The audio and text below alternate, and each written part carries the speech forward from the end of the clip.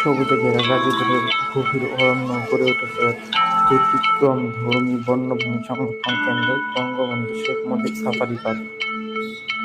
সংরক্ষণ ও গবেষণার লক্ষ্যে প্রতিষ্ঠিত এই পার্কটি আজ বাংলাদেশের অন্যতম বৃহৎ সাফারি পার্ক। খোলা পরিবেশেই তাদের বসবাসে নির্দিষ্ট সাফারি যানবাহনের বসে নাবিকরা কাছ থেকে স্বাভাবিক জীবন। বিভিন্ন প্রজাতির প্রাণী রয়েছে।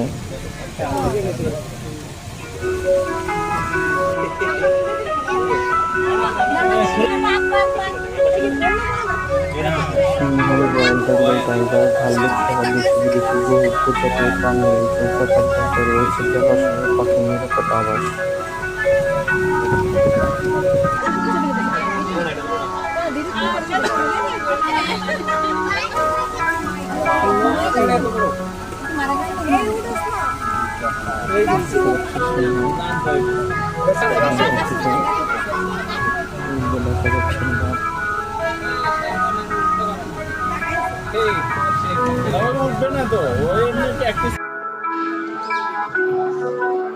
সাফারি কিংডম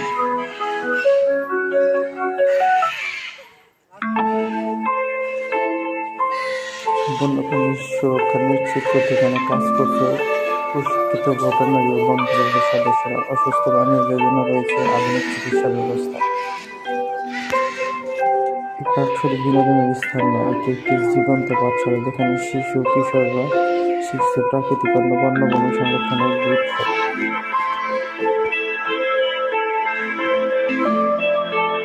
প্রকৃতির মাঝে কিছু সময় মানুষকে গড়ে তোলে আর মানবিক সচেতন। বন্যপ্রাণী রক্ষা মানে প্রকৃতির ভারসাম্য রক্ষা। বঙ্গবন্ধু শেখ মুজিবের সাফারি পার্ক পরিবার জীবন্ত দেখা।